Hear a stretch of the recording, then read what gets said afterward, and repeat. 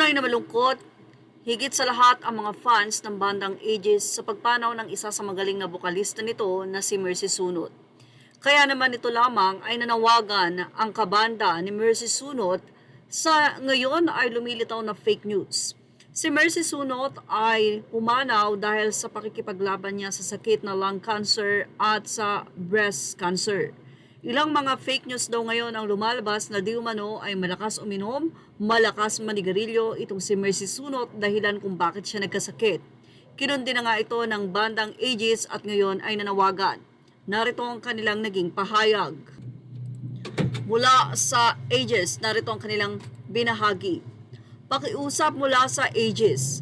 Kami po ay taus-pusong nananawagan sa lahat na huwag po sanang paniwalaan ang mga kumakalat na maling impormasyon tungkol kay Mercy.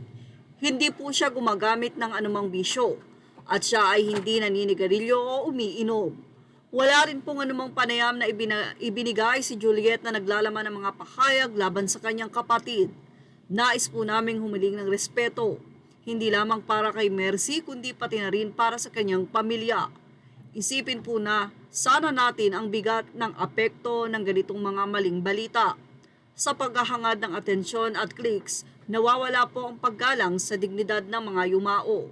Sana po makapagbigay ito ng pagkakataon sa lahat na magmuni-muni at maging mas responsable sa pagbabahagi ng impormasyon. Maraming salamat po sa inyong pangunawa.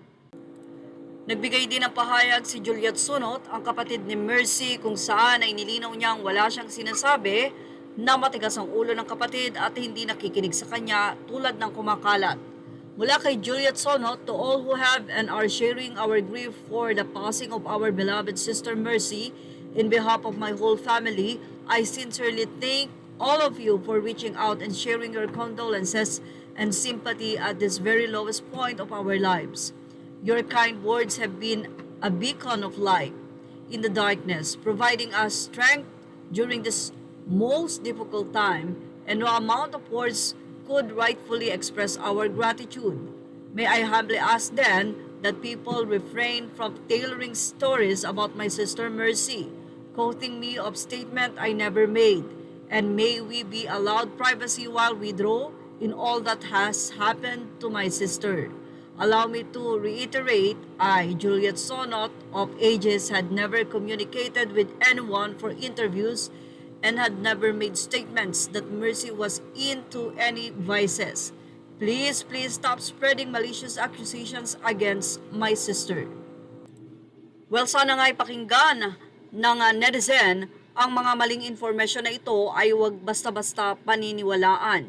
At nakikisimpatya po ang Showbiz Snap sa buong pamilya Sunot pati na rin sa Aegis Band. Yan ang ating Showbiz Snap update. Images are all credit to the rightful owners. Thank you for watching Showbiz Snap.